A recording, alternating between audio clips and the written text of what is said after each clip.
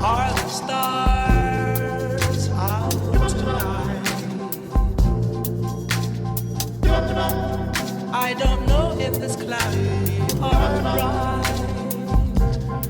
All right, so I've been waiting for this one for a little bit. Super excited to hear from these guys, but before we jump in and hear from them each, I want to just give them a chance to tell you a little bit about themselves, what they do. If you've been with our podcast for a while, you've seen Neil. He's been on quite a few times, and he has given us much education in the topic of critical theory and critical race theory. We have benefited from that. We love having him on. He's become a good friend. And so, Neil, just for those people who aren't familiar with you on the show, will you just give them a little bit about yourself? Sure. My name is Neil Shenvi. I am a homeschooling theoretical chemist. I worked at Duke as a research scientist for about 5 years, and then quit my job to homeschool our 4 kids. My wife's a doctor at UNC, and I am an apologist. I've written a book called Why Believe, came out last summer, and I have a new book coming out this fall on critical theory, which is something I've been thinking about for about 5 to 7 years now. So that should be exciting. That's awesome. I didn't even know you had that book coming out. I look forward to seeing that, Yep. Man. That's great. William, you mind giving us a little bit about yourself, man? Yeah, thanks for having me on. Clearly, I'm the guest and playing on Neil's home court here for the friendliness of the show. But my name's William Wolfe, and I spent over a decade living and working in politics, living in D.C. and working in politics. I worked for 3 different members of Congress. I worked for an outside grassroots activist organization, and I did 4 years in the Trump administration at the State Department and the Department of Defense. And during that time, I became increasingly convinced that Christians aren't thinking through politics very well these days, and particularly from the evangelical perspective. This was made very clear, I think, during the 2016 election. I had a burden on my heart to go pursue additional theological education so that I could bridge the gap between my political experience and what the Bible has to say about these most pressing issues. So I moved to the Southern Theological Seminary in Louisville, Kentucky, just recently completed my Master's of Divinity, and now I'm working on a Master's of Theology and Philosophy and Theological Studies, looking at doing a systematic theology of sort of what's the role and authorization of civil government. I'm also a regular writer at the Standing for Freedom Center out of Liberty University and a visiting fellow at the Center for Renewing America in Washington, D.C. Awesome. Yeah, man. Shout out to LU in the house. We got that connection there, so not completely unfriendly here. But yeah, so man, before I jump in with you guys, I just wanted to share a little bit, kind of like on my heart, why I'm even putting this topic on this podcast, and hopefully it'll set you guys up and give a little context to this debate or dialogue that many people are having right now on this subject. And I think people could probably relate to me in my own story. You know, I grew up just in American Christianity, in the charismatic branch, and so my parents, you know, our church really wasn't really into politics. You know, we may or may not have even vote for president. I think they voted the Clinton election. They heard about the body count from somebody in the church, so they voted against the Clintons, and that was about it. But you know, our entire goal and focus was, you know, we want to get people saved, sanctified, Holy Ghost filled, water baptized, go out and heal the sick and cast out devils, you know. But not much in the way of cultural transformation in politics or public theology.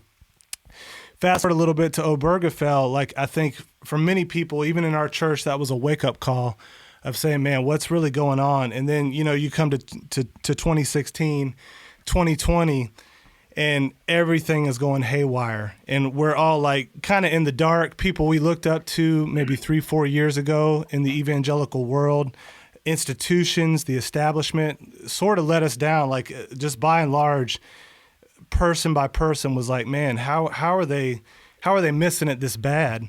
And we were sort of like almost groping in the darkness. And I think you'll remember this quote, Neil, from Robert Jastrow, the astrophysicist, who said, you know, that all these years of groping in darkness, scientists, if they got over the edge of the cliff and found out that there was a beginning to the universe, only to find that there was a band of theologians sitting there waiting on them for centuries, you know. And for people like me, we were groping through the darkness, kind of got over the cliff to see a band of reformed theologians who were like the only ones that didn't seem to like completely miss the boat on these issues in the past few years, at least the ones I became familiar with. And I was like, man, these guys have thought about this kind of sphere sovereignty.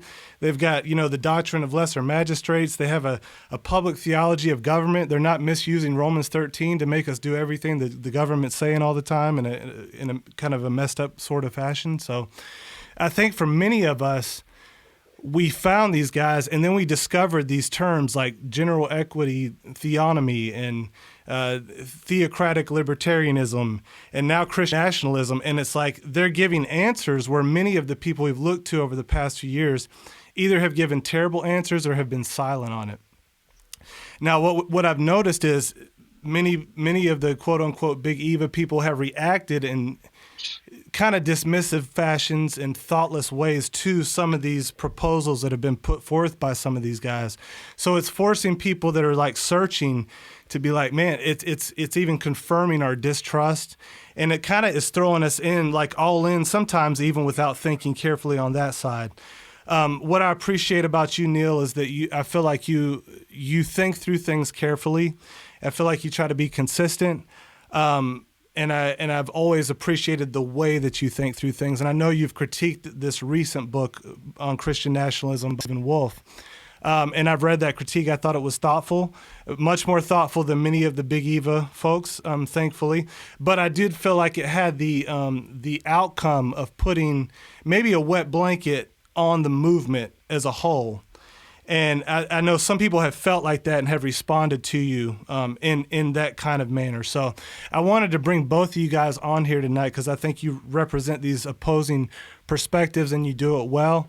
And I wanted to hear from you just from my own self, but I think there's a lot of people out there like me that are looking for answers. We're undecided. I put a poll out on the podcast tonight saying, are you an advocate of Christian nationalism? Yes, no, unsure. The majority were unsure. So you guys could solve that for us tonight. I know that's a joke, but I do think this is a great conversation to have and a great dialogue to really understand what are we saying here? What are we advocating? Is it biblical? Is this the way forward? Is it practical? What do we do with this thing moving forward? Because we feel like, man, the secularism that we've been doing isn't working. So what are we going to do? So that's just our setup for the dialogue tonight. So Neil, I'm gonna give you the first 10 minutes, man. Talk to us about why you're not feeling this Christian nationalism thing. Sure. Thank you, Seth. So to begin with, let me make a big qualification here. I'm not against everything that gets called Christian nationalism. I repeat, I'm not opposed to everything that gets labeled Christian nationalism. For some people, Christian nationalism just means the laws of the U.S. should be based on Christian moral principles. If that's how you're defining Christian nationalism, then I agree with it. I mean, all laws legislate morality, and since Christianity is objectively true, then all laws ought to be based on the objectively true Christian vision of morality. I think all Christians should agree with that. Now, exactly how we cash that out in actual laws, people differ, but I think that basic framework is correct. So what I would say is I'm not opposed to everything that gets called Christian nationalism, but I'm hesitant about particularly the term Christian nationalism. Now, let me give you 4 reasons why. So first, the term Christian nationalism is too broad. Second, the term is too tainted by bad associations. Third, the term encompasses some really bad beliefs. And fourth, the term plays directly into the hands of progressives. So there's 4 reasons. Let me go through them quickly. So first, one of the main goals of communicating, of using language, is being clear. So we use labels like Christian or evangelical because they're meaningful and they're historically well-defined. That does not really seem to be the case with the term Christian nationalism. If you look at Google Trends, I looked at this afternoon, you'll see that almost no one searched for the term Christian nationalism before 2019. So literally like 4 years old in popular parlance. And when I've asked people for answers to the question, well, what is Christian nationalism?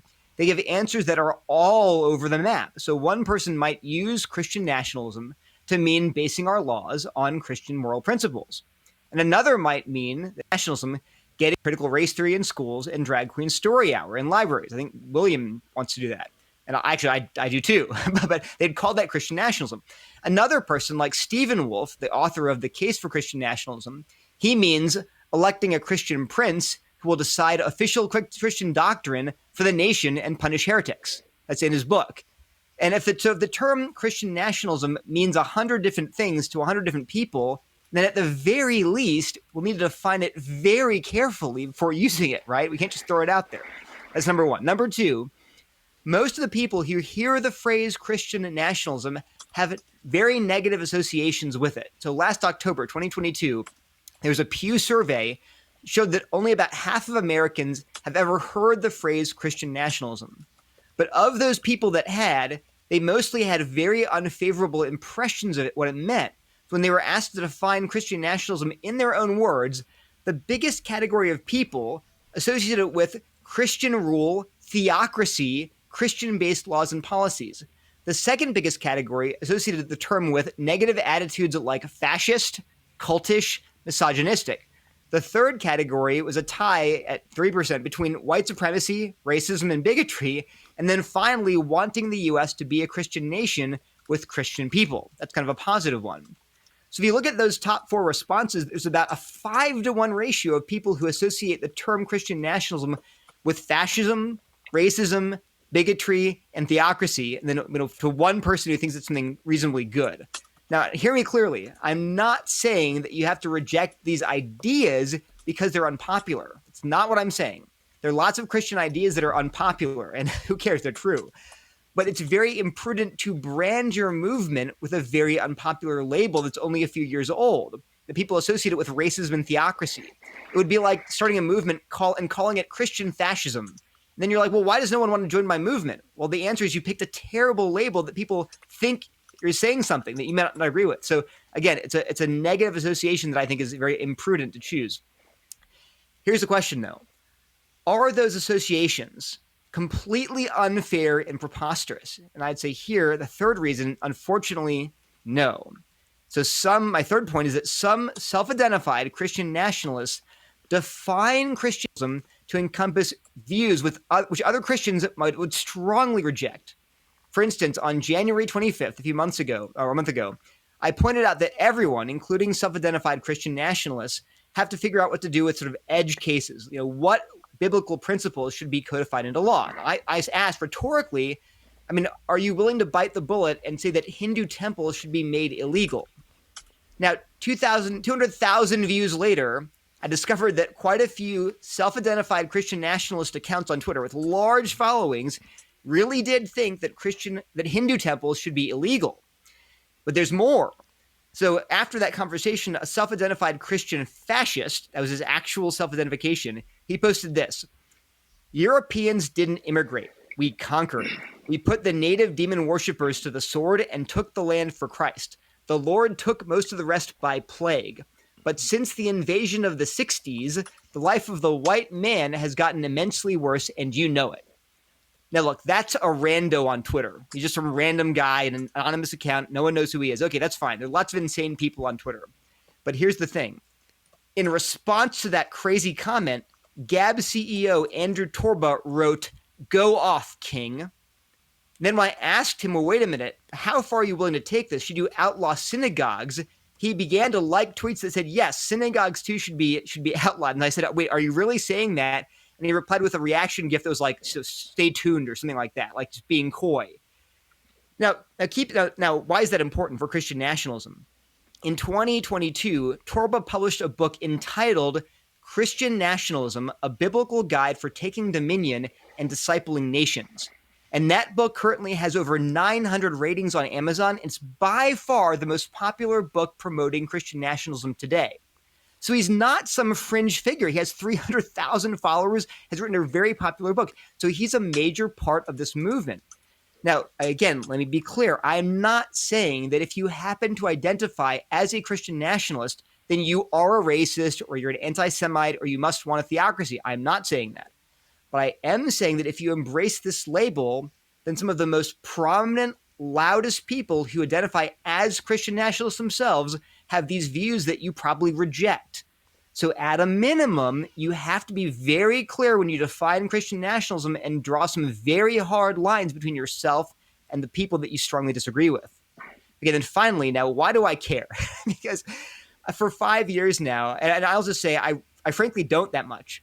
For the last, I've been talking really intensely about getting critical theory out of the church and out of our culture. It's theological poison.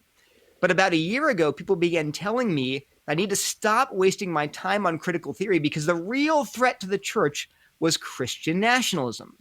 So that's why I began reading these books and say, well, is this a real problem?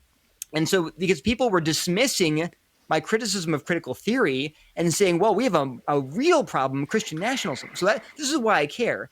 They're using this movement or this broad label to distract us from a much bigger problem. There are people that are actively trying to inject critical theory into the church, and we have to get rid of that.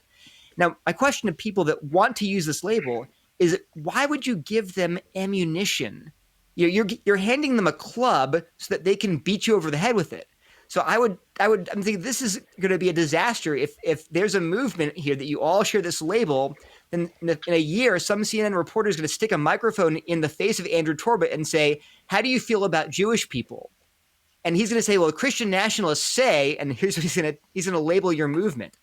So I think what we should do right now as Christians is lock arms in opposing critical theory and culture rather than thinking about these really far off fantasies about having a godlike Christian prince one day.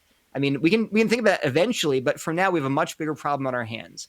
And so I've suggested, I'm not saying drop your ideas, I'm not saying get rid of them, I'm rejecting them. I'm just saying maybe make sure to draw a line between what you believe and what these other people believe. And I suggested using a different term. Use a term like Christian federalism. My friend Josh Dawes, who William knows, wrote a great thread on Christian nationalism and Christian federalism. Just contrast these two movements and talks about how Christian federalism doesn't have the sort of negative connotations of Christian nationalism. So my big take is this. I'm pleading with self-identified Christian nationalists to do just two things. One, define your terms extremely clearly. So define the label Christian nationalism very clearly. And then number two, say explicitly and clearly what you believe about things like racism, interracial marriage, women's right to vote, freedom of religion, the First Amendment, democracy, and other issues. Because these are issues that actually do divide some people underneath the big tent of Christian nationalism. And I don't want to see your theology slip when you begin to sort of sidle up against these guys and say, hey, they're not so bad after all. I think we want to draw out clear lines in the sand and say, we're not crossing this line. And don't keep quiet just because you're afraid you'll lose allies. We have to think primarily theologically first and only secondarily politically. So don't sacrifice your theology on the altar of politics. So that's 10 minutes. Thanks, Neil. Is that good? Thanks, man. All right. Yeah, man. You're great. You're great. And then, William, why don't you tell us, man, why you are pro?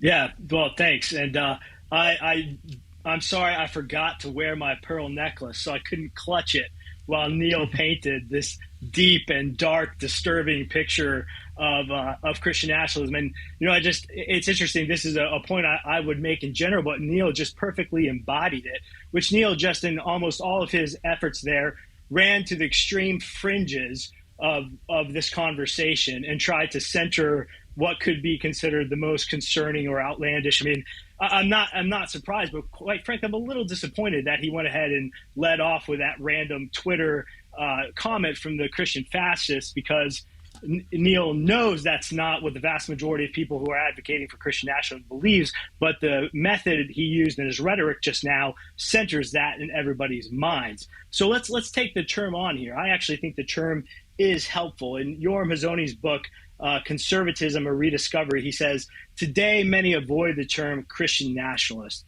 as if it were in some way dishonorable. But before the Second World War, that is what most of Christian nationalists. The Democratic president, Franklin Roosevelt, of whom I'm no particular fan, became famous for describing himself politically as a Christian and as a Democrat. Christian nationalism is the history of America, whether we've used that term exactly or not. And we've used very similar terms in the past. Now, Neil points to this probably Google Ngram look at the use of the terminology. But the reality is, if you start looking at the way that the term was being sort of popular in academic circles, that was happening well before 2019.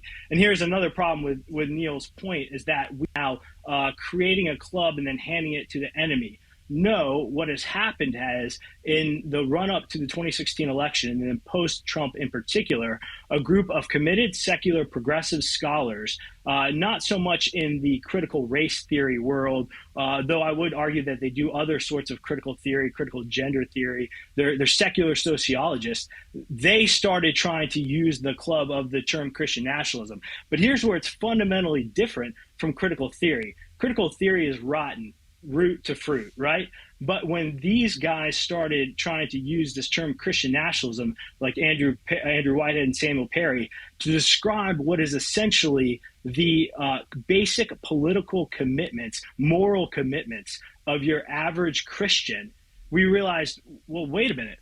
Well, I'm a Christian nationalist then. If I believe that there's only two genders, if I believe that marriage is between a man and a woman, if I believe that unborn life should be protected in the womb, if I have to close our southern border and limit our immigration policies such that it benefits our American citizens, regardless of the color of any American citizen in consideration. In fact, our border towns, which are predominantly Hispanic, are the ones who are most hurt by the fact that our border is wide open. And so, whoops, just knocked my stand there. And so you realize when you read Taking America Back for God, or Jesus and John Wayne, or The Power Worshippers by Catherine Stewart, or you look at Andrew Seidel and his work on the First Amendment, or Robert P. Jones, each one of these academic, secular, progressive scholars conjured the club of Christian nationalism and tried to use it to beat Americans in the public square. And yet we realized that this was actually a potentially useful term that has maybe been surfaced for a while that we can take and use as a rallying cry for a movement and for a moment. And here's the moment that we're facing in America today. Christians realize that something is wrong. So much of the Christian nationalism conversation is also predicated on the fact that classical liberalism, which is essentially sort of the governing ideology that the American structure, federal structure was built upon, has failed in substantial ways. Some people say it's failed altogether, and they would call themselves post-liberals. And we see a lot of leading Christian voices, even once you move from the secular progressive academics, even into Christian political voices, Russell Moore, Tim Keller, Paul Miller. They're big fans of liberalism, and they don't seem to be able to admit that the fruit of liberalism is things like the 2015 Obergefell decision, which you mentioned, that the fruit of liberalism is the 1973 Roe v. Wade decision, the 1990s Planned Parenthood versus Casey decision. And arguably, we could claim that the fruit of a nationalism in the United States with the election of Donald Trump is the Dobbs decision, which overturned Roe v. Wade. And so we see that something is wrong in America, something's off in our governing ideology. We clearly are failing to promote the common good, to protect the most innocent among us, to defend virtue and morality in the public square. Neil said that not everything that is called Christian nationalism he would disagree with, and that he could concede that the desire to have laws that are based on Christian morality is a form of Christian nationalism that he would sign up with. Well, that's a massive concession, and I'm happy to take it. And I think that by and large, most Christian nationalists are right in that camp. So if we want to think of who are the actual Christian nationalists out there, I would say 95% of them fall in squarely into that bucket of what Neil says is acceptable, and yet he spent the vast majority of his 10 minutes trying to draw all of our attention to the remaining few percentage of those who would say things that we don't like. And I'm not tracking my time. How much I got left? You got about 4 minutes.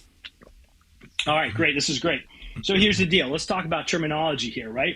So do we stop using the word complementarian because complementarianism is lambasted as being abusive, demeaning of women? No, because complementarianism, or quite frankly, biblical patriarchy, is a biblical way of understanding the God-created differences in the sexes and our roles in the church and in society and in the home. And just because Kristen Dumais goes out there, or Beth Allison Barr goes out there, or Amy Berg goes out there and says that this is somehow this is harmful, intrinsically harmful to women, are we going to back away from that term? Well, absolutely not. And in fact, one of the terms that Neil referenced that he thinks is easily identifiable is the term evangelical. I mean, we continue to have a heated debate over who counts as an evangelical. We have people these days identifying as evangelicals who don't hold to any of the basic Orthodox Christian doctrines and beliefs on things like the nature of men and women, on marriage, on sex, etc. And so that's why we have over time come up with different statements like the Nashville Statement to augment, say, the Nicene Creed, because we have people out there who say, well, I affirm Nicene Orthodoxy, but I support gay marriage. Okay, hold up, buddy. We have a problem. And so, we don't jettison labels just because any random, unpalatable character could look at that label and say, I support that label. We don't all stop being Republicans because random racists like David Duke maybe from time to time pop up and identify with the Republican Party. No, we thoughtfully, carefully, maturely, and as adults treat them as the absolute fringe cases that they are, and we go on with our day. But as it comes to Christian nationalism, I do agree with Neil that definitions are important.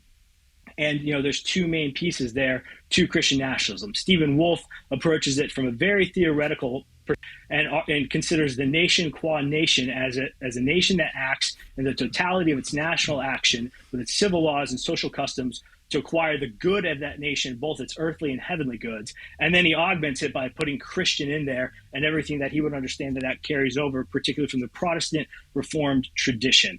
I've sought to define Christian nationalism personally in a much more, I'd say, practical sense as I've gone about this.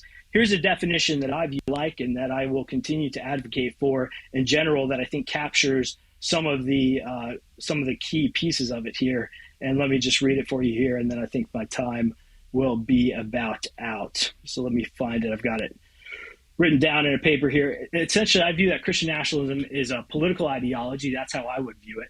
That has three main components to it from a Christian perspective. First of all, it honors Christ as king. We have Christ or chaos when it comes to the public square, when it comes to morality, when it comes to truth. So it honors Christ as king, and I would draw that from places like Psalm 2, Philippians 2. Christ is ruling and reigning, and all things have been put under his feet. So it honors Christ as king. That's critical. And I would argue that there's no such thing as a secular government. A secular government is a myth because a government will either worship something or it will worship Christ. It will recognize something or it will recognize Christ or God as the authority under which it's accountable. Two, Christian nationalism inspires the citizens of a particular nation with a greater and more committed affection their own neighbor citizens over against the global order. This is something we're dealing with very regularly in our day and age today, which is that we're told even as Christians that we should prioritize the globe even over the person next door to us. I think Christian nationalism helps correct that and helps us recognize that we need to have a right ordering of our loves and affections and to dispense with our priorities and our resources to those who are most near to us and most dear to us. And then third, it seeks to either infuse and grow or to preserve, advance, and protect Christian morality as the basis of your laws, social customs, civic society, also imagination. So that's sort of a threefold way of I would understanding Christian nationalism, which some critics of Christian nationalism, like Paul Miller, have more or less affirmed, although they disagree with it, saying that Christian nationalism in the American context is recognizing that America has historically been a Christian nation and the government in America should take steps to keep it that way. So pulling all that back, I would say that Christian nationalism in general is a theory that can be applied across all nations. We want all nations to kiss the sun and to grow into their fullness of who they are as a nation. I would argue that the Philippines, were they to experience revival and become a Christian nation, we would understand that as grace restores nature, they become even more Filipino in their essence to become Christian Philippine citizens. And so they haven't had that history, but it could happen there. Here in America, we've had that history. We're losing it, but it could happen again. So I would say America was a Christian nation, is a slipping Christian nation, and should be a Christian nation again. And I guess that's why I'm a Christian nationalist. All right. Well, thank you for that, William. Neil, I'm going to give you 5 minutes here, man, to respond and whatever else you want to do with that. Got it. So, yeah, that's great. I mean, I think we do agree on many things. What I would say, number one, is that William has said I'm looking at the extreme fringes of the movement, but I emphasize that I'm citing the number one most popular book on Christian nationalism that's out there today. It's 3 times more popular than Stephen Wolfe's book, according to Amazon. And so towards figure. Like it or not, he's not. You might say, well, 95% of Christian nationalists disagree with him. Well, maybe, but he's the one who's writing the book. And then you say, well, you pointed out, you like Stephen Wolfe's book a lot, but Stephen Wolfe also has views that I think a lot of Christian nationalists, as you describe them, would strongly disagree with. So in his book, for example, he writes on page 391, arch heretics who are publicly persistent in their damnable error and actively seek to convince others of this error, to subvert the established church, to denounce its ministers, or to instigate rebellion against magistrates, can be justly put to death. And he goes on in many places in his book talking about how the Christian prince can adorn his residence with Christian symbols. His crosses were once painted on royal armor. His military militia, which defends a Christian people and their church, can be designated soldiers of Christ, page 296, 297. He calls the prince in godlike terms. So there are all these things in his book. It's the number 2 most popular book on Christian nationalism, that you're claiming that, well, 95% of Christian nationalists just want to end Drag Queen Story Hour. That may be true, but as long as the movement is highlighting these books that are advancing ideas that the average person does not approve of or does not side with, we have to question whether this term can sustain such a huge, broad movement. So there'll be a lot of internal tension. The other thing that you said was that you pointed out that progressive scholars have taken the term Christian nationalism and used it to bash Christians over the head, Christians who just want to do things like affirm traditional marriage and things like that. I agree they have. And I just think it's very unwise then to say, no, you're exactly right. That's who we are. When they're going to turn there, if I'm not going to turn to Torba and say, oh, you're like him, you believe what he does, because you don't. But they're going to. Wait until election year when the media gets a hold of Torba and pulls out quotes from Wolfe's book. We saw it on Twitter just last year with Christians looking at Wolfe's book and saying, you guys believe this stuff? And some Christian nationalists would say, yeah, we do. But others would say, no, we don't believe that. That's going to be a big problem if you're actually going to try to win elections. But again, my big point is I'm not your coach. I'm not a self-identified Christian nationalist. So if you want to latch onto this term, you can.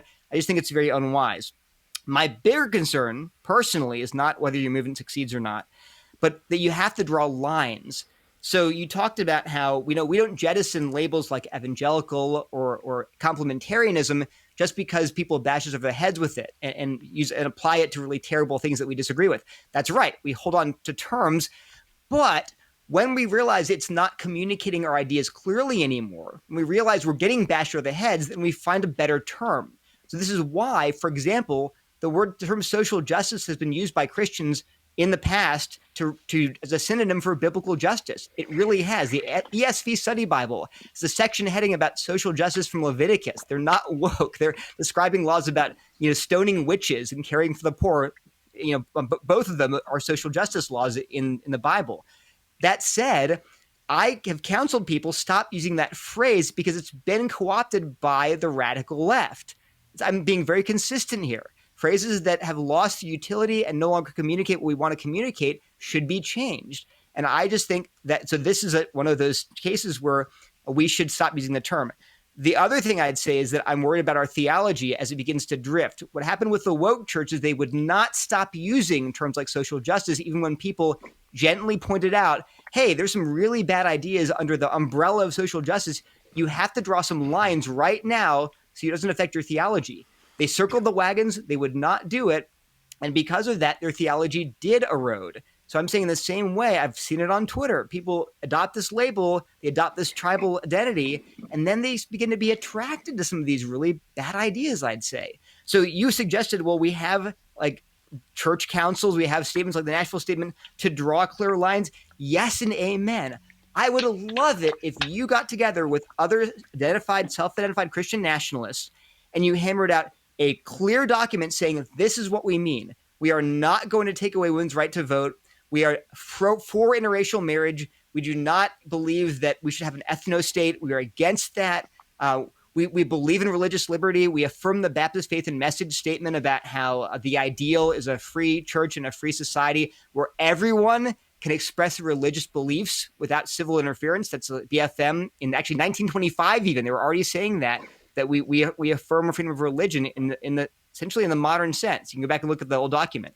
My point is that, yes, I would love it if Christian nationalists had that kind of document. And if you did that, it'd be easy to point to it and say, that's what I believe, not what Torba believes. That would be excellent. I would be happy. Oh, I'm done. All right, William, can you give us a 5-minute response, man? If you want to grow in your confidence in knowing what you believe and why you believe it, if you want to ground your faith in biblical Christianity and step into who God has called you to be, I want to tell you about a great program put on by Impact 360, and it's called Propel.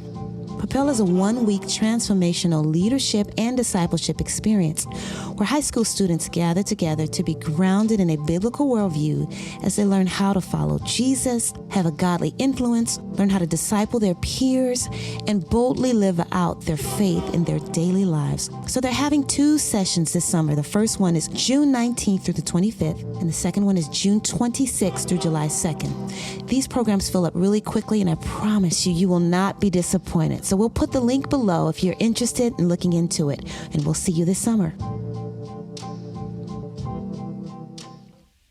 Yes, but first, in order to do so and to be fair to Neil, I need to know what term Neil uses. Neil, do you happily call yourself a classical liberal? Are you an advocate? Let's put an ism on it. Are you an advocate of classical liberalism? Yeah, I would say I would largely agree with classical liberalism, but I would define it not in terms of, because that's also a broad term. I would say that I would want a baseline Christian morality that would be preferential. So because there is a real morality, it's objective and it's grounded in God's truth. So what I would say is, but this way, I would not use the label Christian nationalism. But if you had something like Christian federalism, where I could define it, it's like I would say something like a Christian grounded morality, public morality, enshrined in law, but that respects people's constitutional rights. Absolutely. I would call myself a Christian federalist. I'm fine with that because it would not expose me to saying, "Oh, you're like Andrew Torba," because I'm not. But in Congress are claiming my time. But first I was trying to hear if classical liberalism, forgetting whatever we would advocate for differently, is fair, because here's what I'm trying to say, and I'm just going to assume you're an advocate of classical liberalism, is that all the questions just posed to me about the need to define the term, to disassociate, to draw lines, considering beliefs that are beyond the pale, and theological slippage, and I'm going to come back to this because this is very important.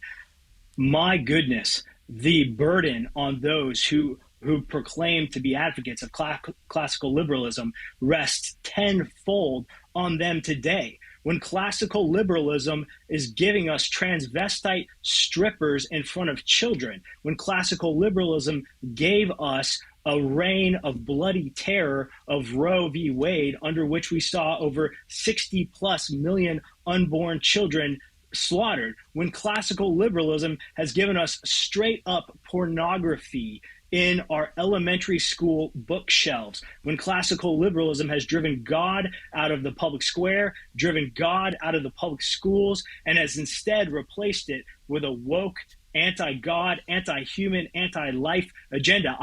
And let's get back to the theological slippage. We have people who call themselves classical liberals, like Neil does, who are writing books in which they say, how hard is it to argue that fundamentalist Christians and drag queens can both use the library together or equally have access to it? It's not hard to say. In fact, it's actually preferential. Drag queens are people too. David French's of the world, the Tim Kellers who string out tweet threads where they can't even come to bring themselves to say that the Bible has something to say about how to end abortion, just that abortion is bad. Well, how about you make it illegal, make thou shalt not murder.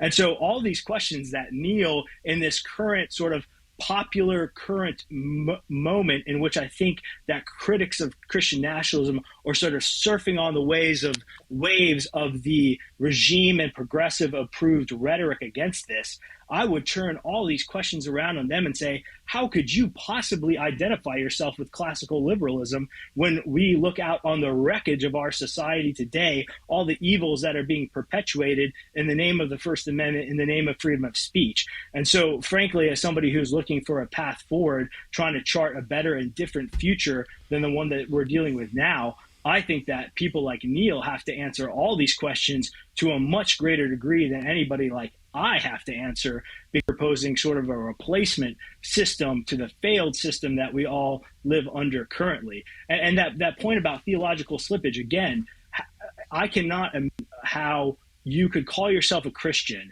and say, from a Christian theological perspective, that it is ideal that men who are putting on clown makeup and appropriating womanhood get a chance to go into a public space and read books to children, perpetuating their perversion. And yet one of the leading and loudest critics of Christian nationalism, Paul Miller, and one of the leading and loudest advocates of classical liberalism, a term that Neil happily associates with, is doing that. So yes, I agree that we've seen theological slippage with the woke movement, but we've seen, I'd say, some horrific foundation eroding theological slippage from those who are in the public square right now defending the status quo. And there's a lot that could be said about this and the way we could unpack how we viewed national loyalties and the role of Christianity in the public square in the post-World War II era. But look, I mean, I guess my bottom line is, yes, these are questions that we all have to wrestle with, but frankly, you know, that's what comes with every term. And so I just find nothing unique, nothing particularly, you know, compelling about Neil's case that we need to wrestle with these questions when all of those questions are sitting heavy on the shoulders of the ideological political tribe that he's a part of right now, and they don't seem to have any answers for. All right. Well, thank you for that, William. Neil, you want to respond to that, man? Yeah, so I think I would agree. William said, you know, if you talk about defining terms and setting boundaries, and everyone faces that problem. I agree. This is why when you say, how would you identify? I was like, well, I guess I identify as a classical liberal with some caveats. Well, what are those? I'd be happy to spell it out. I do think that Drag Queen Story Hour violates obvious public indecency standards. So actually, you should read my review. I'm sure both of you have, of Wolfe's book, Stephen Wolfe's book. I have an entire section devoted to criticisms of classical liberalism. So the point is, I agree, William, with you that there's theological slippage. There's a danger there. There's a danger associated with these labels that have given us really bad policy. I agree. But that's why I've devoted, 1,000 words, 2,000 words to one part of my essay saying, here's where I reject the places where certain classical liberals have gone with their ideology. So I embrace your critique. I applaud it and say, by all means, let's all do this. Let's re-examine the labels we use. And if people start associating if they say, oh, you're a classical liberal, you must be for a Drag Queen Story Hour. I will say, no, I am not. I part ways here with guys like David French. I think it's a bad thing, and we should get rid of it. So the point is, I'm trying to be consistent here. In the same way, I'm calling Christian nationalists to be careful with their terms, to resist, to be aware of theological slippage, to put themselves in conversation with those who disagree with them and hear their side of the story. I would say exactly the same thing for self-identified classical liberals. And again, I've tried to do that in my writing. But the reason you don't see more of it is because I am just not that into politics. If you look on my website, there may be 2 articles on this topic. I've devoted far more of my time to theology and to critical theory. But if you press me on, well, what do you feel about abortion? What do you feel about these issues? I'll talk about it. And I'll say this is where I do not agree. I mean, like you said, Roe versus Wade. Not only, interestingly, that was overturned on on legal grounds, saying we didn't find that right in the Constitution. So maybe a better term for myself would be something like a constitutional conservative. I don't know. But my point is, I actually am not wedded to a label. I would rather look at my views one at a time, piece by piece, and then fit it into a larger framework. But if you say to me, hey, classical liberalism was a bad term, I'm like, fine, I'll dispense with it. I'm totally okay with doing that because I care more about the ideas and where they're headed than about the labels we use. This is consistent again. But it's a critical theory too. Anything else? I think I largely agree with what William said. And I do, again, read my essay. I think Christian nationalism, one of the positives of it and of Wolfe's book, was that it raises very good critiques of classical liberalism, which I think are needed. I think a lot of classical liberals today, frankly, are flabby. They've gotten used, they're coasting along on fumes from the last few centuries rather than defending their views rigorously and biblically. I think we need more of that. All right. Well, thank you, Neil. William? Well, great. Then I would suggest that I've defanged all of Neil's criticism. Neil is now agreeing with me that terminology must always be defined, that there are issues, in all camps, and just because that there are unsavory figures with any given label or term doesn't necessarily mean that we throw it overboard. Although I will say Neil just said something that I think is potently dangerous in terms of how we approach linguistics and rhetoric and terms and words. Neil said, if you come to me and tell me that this is classical liberalism is problematic, I'll throw it overboard. Well, what is that? An infinite regress of relabeling? We can't do that. That's how life works, right? We have to plant a flag. We have to put our shields up and charge into battle on some things, right? We can't get rid again of the word complementarian. Although again, as I even propose that, I know that there are people who don't like that term. And funnily enough, complementarian was a term that evangelicals sort of cooked up in the last few decades, and now everybody's on board with it. And so I actually want to make another point here. I've been noodling on this, and I'd like to write on it, and that's the power of your political imagination. How can you see a different future or what is the different future that you can see than the one that we live in today? And I would argue that your ability to imagine a future in which a term like Christian nationalism is a rallying cry and is a gravity, a center for how Christians understand how they advocate for our beliefs and morality in the public square, it would be an ideal future. And I can see that future back in history and see how terminology has changed over time, and that there are new movements that come up with new terms, and they get debated and they get pressed and they get pulled and they get put through the fire, and then some of them survive and come out, and then some of them don't, and then some of them get co-opted over time. And so you can't just chuck any term overboard, because there will be potentially negative connotations with it, or will be accrued to it over time. And that I would argue is fundamentally an unsustainable way to approach life and theology. So that's one point there on the power of political imagination, on the importance of fighting for terms. And so really then essentially between me and Neil, we're just engaging, I guess, in what you could call sort of standpoint epistemological line drawing. Neil says, hey, I'm going to draw these lines and say nationalism falls outside of the lines of what's a term that can be reclaimed, a term that we can use, but maybe Christian federalism falls within the lines. Well, let me tell you, the left isn't going to stop calling you a fascist no matter what you call yourself. What happens in 2 years from now when Christian federalism, a term that's picked up all calls, savory people associated with it. So then what? Neil's going to move on to Christian localism, Christian statism. What's it going to be? And so I don't think you can operate like that. And so I think we are at the beginning of an effort to recover classical reform political theology. And I don't think we even have necessarily time to get, but I would actually, there are many theological avenues of argument in terms of what is and isn't acceptable from a Christian moral basis. Neil says, yeah, I'm happy to have laws based on Christian morality. Well, brother, that is a huge subject. Is it appropriate, to privilege religions to privilege one religion over the other in the public square? Well, Neil would actually concede that it is. I believe. He sounds like he's open to conceding that we should privilege Christianity. So then the question is not does one religion get some preference or other, but to what extent, and and then we're having a conversation about prudential applications of a theological principle that we agree on, and that's where things start to get tricky, and where I think we are miles down the road from that. I'll close off with that. Lots more thoughts there. No, thank you guys. I appreciate y'all going through that. I have a couple more questions if you have just a little bit more time here. Sure. I think there's probably more agreement here than I even anticipated coming into it, which is good. But there's also some areas I think where there, if we had longer, we could discuss some of those distinctions. But this is a quote, Neil, from a Gary North book. You're probably familiar with him. This is from like 1989. And he said, what we find in the final decades of the second millennium after the birth of Jesus Christ is a growing realization on both sides of the political ceasefire line that the traditional ideological synthesis of political pluralism is collapsing.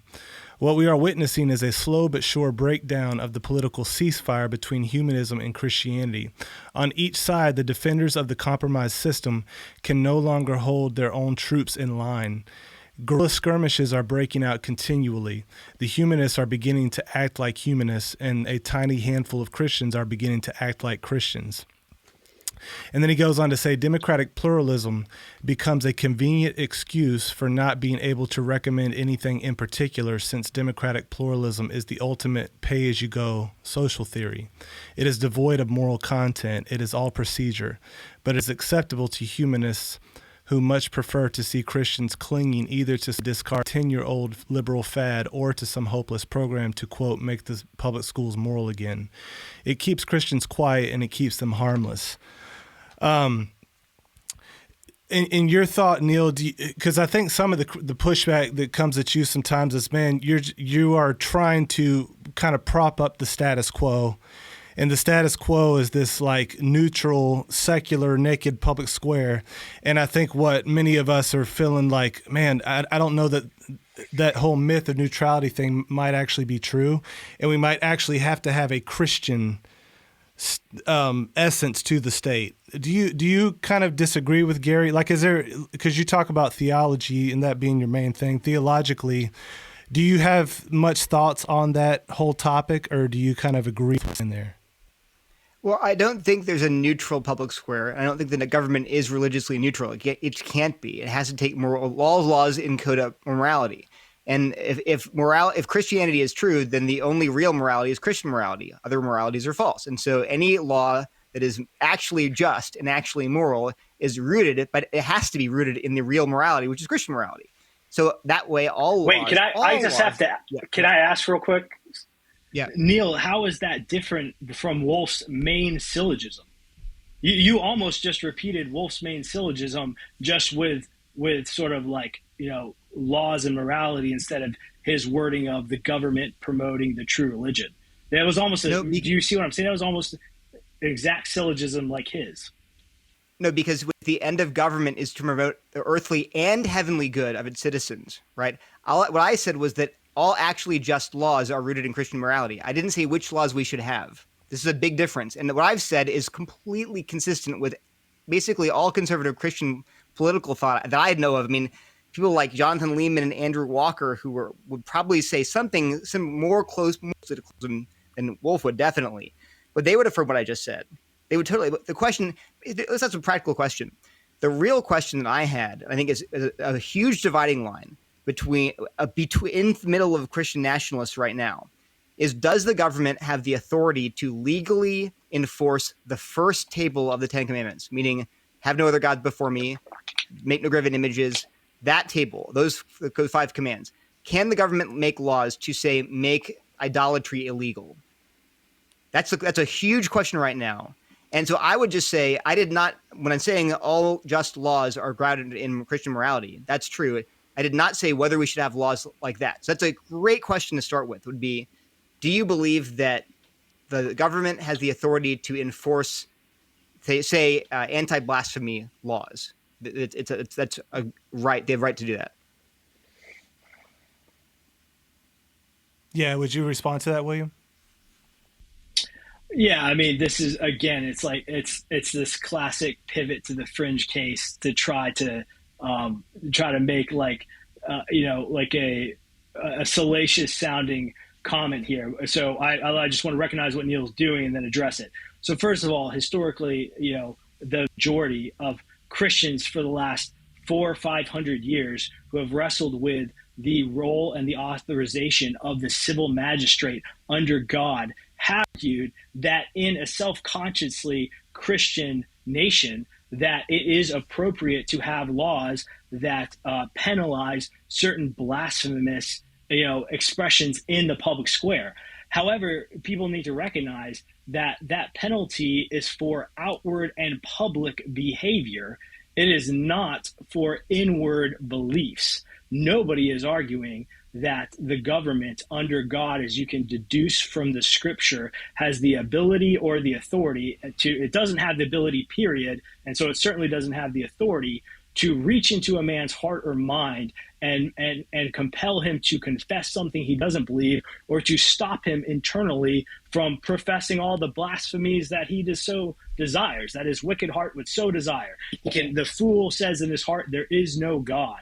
And the government doesn't have the ability to stop the fool from saying that. However, once we order our lives together in the public sphere, the realm of the good that the civil magistrate is supposed to commend, or the evil that he's supposed to punish, is made visible in the physical sphere.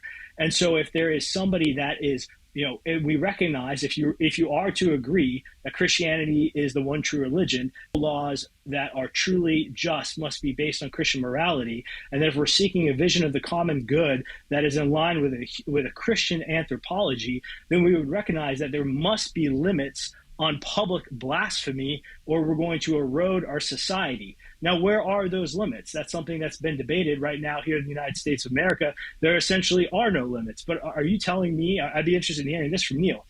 Neil, are you saying that a small town in, say, Alabama, who at the local town level is dealing with a billboard that is seeking to put up a sign that essentially, we'll just say, blasphemes God, and fill in the blank with the most objectionable term you want to put in there, and that they are compelled to grant the permit to that billboard to display, right outside of town, this public blasphemy, and that in no way is within the realm of the civil magistrate to decide this is not conducive for the moral and spiritual well-being of our external life here together?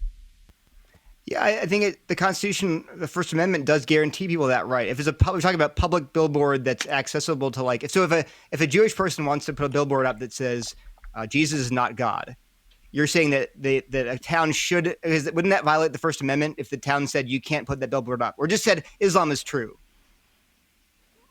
So I'm actually it's a fringe case. I'm asking a theological. I'm asking a question about, not a First Amendment question. But you're talking about a small town in the U.S. Because what I would say is that I'm actually a pragmatic person when it comes to all these issues. I don't think the New Testament gives us a model for what government should look like. That was not in their mind of the authors. We can go back to the Old Testament and say, well, how does that current governments? But I would just say, actually, I think it's a lot of it, all of it is prudential. So I would say in this country, and actually around the world, in fact, I think we have prudentially realized that a government which has the power to enforce blasphemy laws is one that can, in principle, turn on Christians and enforce anti-Christian laws. So I'm not saying it's sinful for a government. If a Christian's found a colony on Mars and by themselves and want to have anti-blasphemy laws, I don't think it's sinful for them to have those. But I think prudentially, in a nation that's populated by largely unregenerate non-Christians, I think we definitely don't want the government to have that kind of power. And more than that, we have a constitution. And I think it's good to work within the framework of the Constitution, because otherwise you're dealing with massive overhaul of society and instability, which frankly, the reformers were very mindful of. They were very cautious about what the kind of revolutionary recommendations they had. But I want to go back to, you said this is a fringe case again, but Seth cited Gary North, and Seth, correct me if I'm wrong, but he was a theonomist, correct? I think so, yeah. And he would have definitely wanted blasphemy, right? Because that's Old Testament. It's Old Testament law. You can't blaspheme God's name. You'd be stoned. So he would have wanted anti-blasphemy laws in principle, correct? That could be correct. I'm not positive if he would advocate for that in particular or not. But I guess strict theonomists, you would think that, yeah. Yeah. So my only William point might know is better than me, so you could weigh in on that about Gary. But sorry, go ahead, Neil. My only point was that I got two responses to Neil when he's done. Okay, go ahead, Neil. I'm just pointing out, this is not a fringe question. That there are people adamantly saying we need for their actual theonomists who want to port the entire Old Testament law to the modern American context. They really do in various ways. And that would include things like stoning for blasphemy. So that's not a hypothetical question. There are people I can point. There are major authors like Gary North, and I think Rushdoony probably is another one who wanted that, who advocated for that. So portraying it like this is a fringe thing, I don't know. I would just want. This is why I think it's important for when I say draw theological lines. This is an important one. Do we or do we not enforce the first table? Is it wrong or right? Is it good or bad? Is it prudential or not? So there's the kind of questions that are not fringe and saying, oh, they're just fringe, you're trying to scare us. I'm not. This is a practical question. As soon as you have any kind of platform, you have to say, well, what are we running on? Are we going to uphold the First Amendment? And point out the Baptist Faith and Message says that we have a right, that's the BFM 2000 and 1925, says that the right to form and propagate opinions in the sphere of a religion without interference by civil power. So if you say, no, you don't have the right to externally, in your behavior, put up billboards propagating your religious opinions, that's for all people, then you have to say, I deny that part of the BFM. The BFM affirms that we should have that. So the Constitution says it, the BFM says it. It's a fringe issue. All right, William. All right. So first of all, I'm very confident that the Baptist Faith and Message is in no way contradictory to the fact that when Utah joined the Union, we told the Mormons that they had to stop practicing polygamy. That was a restriction. So clearly the phrasing of the Baptist Faith and Message is not totalitizing in its all-encompassing nature. No Baptist is arguing that it was inappropriate to tell the Mormons that despite it being a tenet of their religious faith, that in order to join the United States of America, they had to quit externally practicing polygamy. So the Baptist Faith and Message does not support polygamy. The Baptist Faith and Message does not support any number of different satanic rituals and performances that could be performed under the auspice of a religious expression, in the United States of America. So on that point, Neil's interpretation of the Baptist Faith and Message is flawed. Second, Neil, it keeps slipping in and out of questions of theology, prudence, and practical application. Neil just conceded, unless I heard him wrong, Neil conceded that from a theological perspective, from what we would say is an appropriate understanding of Scripture, that were Christians to populate Mars, say, the Mayflower to Mars, thank you, Elon Musk. And when they land there, that they decide that within their civil laws, they are going to institute any number of different blasphemy laws prohibiting different expressions of blasphemy, that Neil is saying that, you know what, guys, I can't look at the Bible and tell you that you're in sin or you're wrong to do this. But not only do we, that's just a future hypothetical consideration. Look back over the history of the United States. First of all, when Neil says, I'm committed to the First Amendment, well, which First Amendment? The one that was initially envisioned by our founders, or the one that's been reinterpreted, particularly over the last century, and applied to all the states? We had establishments of religion in the United States of America in a variety of different states until, I believe, the mid-1800s. And so, which First Amendment are we talking about here? So you have theological considerations that I think Neil is missing the mark on. You have practical considerations historically, in which the First Amendment doesn't do everything Neil is trying to argue that it does. And then you have, sort of a future envisioning of a society, sort of blank slate society of three Christians washed up on a desert island or recolonize Mars. What is Scripture saying is in bounds and out of bounds? And again, I want to be very clear. The Scripture is very clear that it's out of bounds, that the government, the civil authority, the magistrate, the one who rules the people in the civil sphere, has any ability to compel the conscience. That is what the Christian tradition, the Protestant tradition, has been so crystal clear on. But in terms of any number of different expressions of blasphemy, that actually is arguably something that is theologically permissible. But here's why I say it's a fringe and it's a scare tactic, because that's not where the conversation is about Christian nationalism is right now. And sorry, I'll have to also mention this.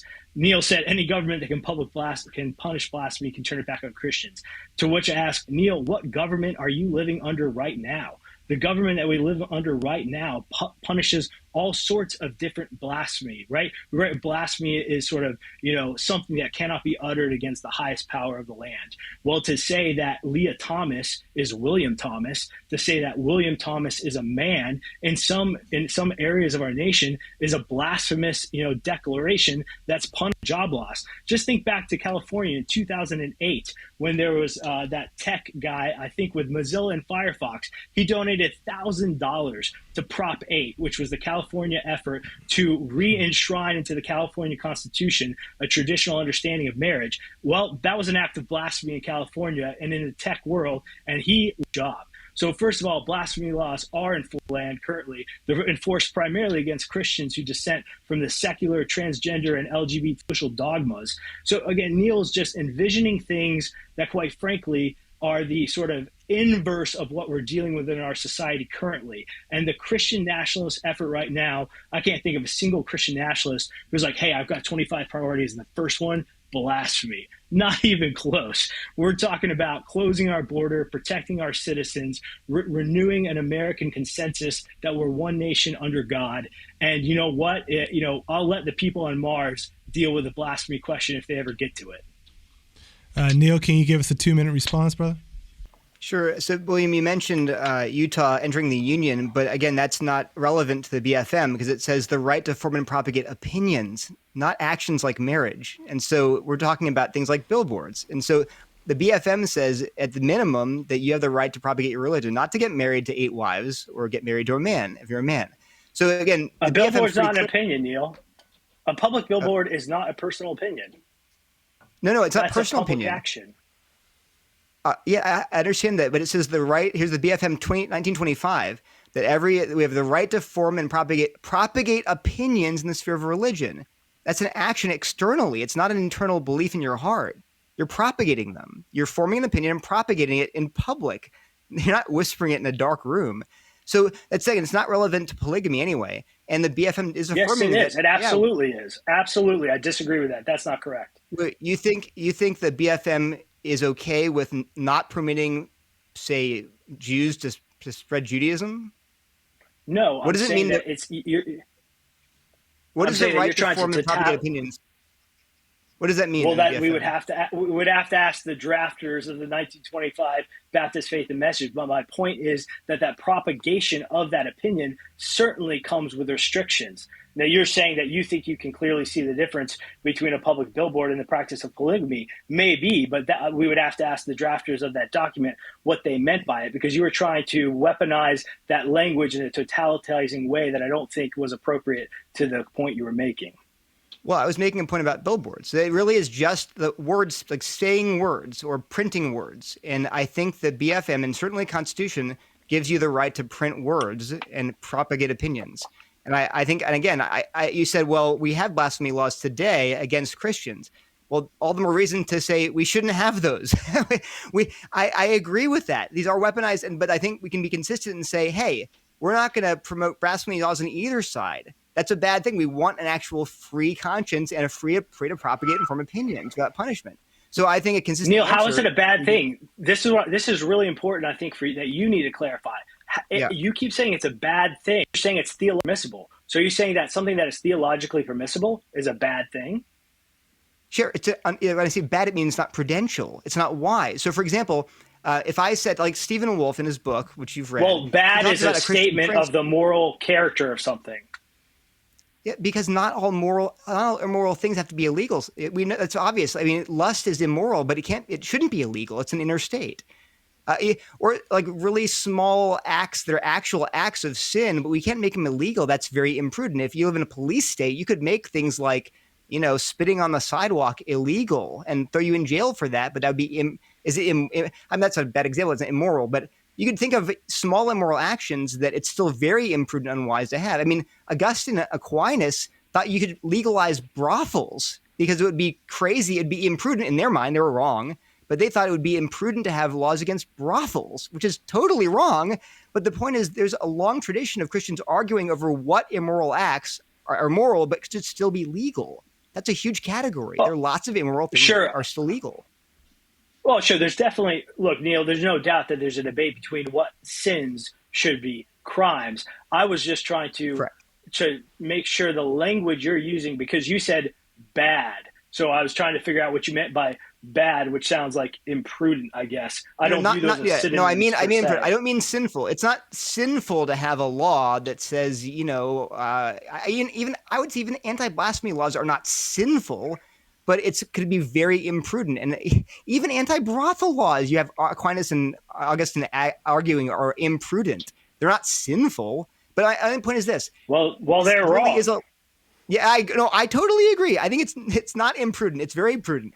So my only point is, so it really just gets into the line drawing thing. It's like where are your sensibilities, right? And my point is that I think that Sean is right in terms of you sort of being a Sorry, defender of the status quo, because you have sensibilities that are attuned to defending the status quo, where it's like you're comfortable to say, Aquinas was wrong about drawing the line on brothels, but heaven forbid we draw the line anywhere along the First Amendment. But quite frankly, we do draw the line around the First Amendment.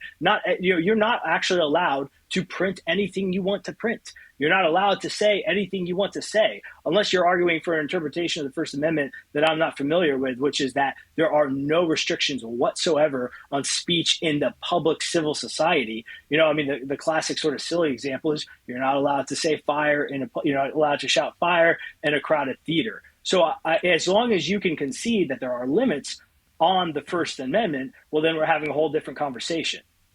Yeah, no, again, in my essay, I talk about limits that we have currently on the First Amendment. I agree, but that's why I'm asking. It's all about line drawing. I completely agree. But one of those lines is a basic one. Should we enforce the first table? And Christian nationalists need to decide either prudentially or theoretically, because some Christians will say, I'm confident we should enforce it. Other Christians will say, I'm confident we shouldn't enforce the first table of the commandments. Now, that's a theoretical question, and I personally am undecided. That said, there's also prudential questions that are equally pressing, and I think Christian nationalists need to have some kind of consensus on this. And my concern, again, is that you do have this amalgam of people who are, you say they're fringe, but these are major figures who are saying things like we should outlaw Hindu temples or synagogues. Now, you might say they're just fringe. Okay, then at least just make it clear, hey, we don't believe that. Say that clearly. We don't believe we actually want to affirm the Constitution and the First Amendment, and not just the Warren Court's interpretation, but 1925, the Baptist Faith and Message saying the same thing. So my only point is just, yes, it's about line drawing, but please draw some lines. So Neil, you think that there is you cannot envision a false religion that should not have the right to have a public place of worship in the United States. Every single false religion totally has that right, regardless of what they believe, regardless of maybe what they practice. Oh, no, it should be like human sacrifice. It was in my essay. Again, I mentioned this. Aztec religion requires human sacrifice. You can't have it in the U.S. Sorry. So we draw all these lines all the time. Actually, that was one of the things I liked about Wolfe's book. He points out doesn't Hinduism has a practice, I believe it's called sati, is that I might be getting it wrong, where there's the traditional practice of the widow being burned alive with her dead husband. Right, sati, yeah, absolutely. And they outlawed it. The British outlawed it, and there's a debate. And it was anyway. The point is, yes. So, but I totally agree, and I say this in my review of Wolfe's book. There is limitation placed on freedom of religion and expression. Absolutely, there has to be. But where are the lines?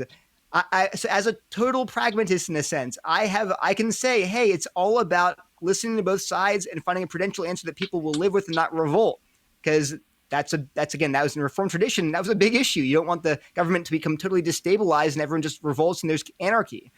That said, at some point, you're going to have to reconcile with the tensions within the movement by people who really do want to have Old Testament civil law imposed on the U.S. and to get rid of the Constitution.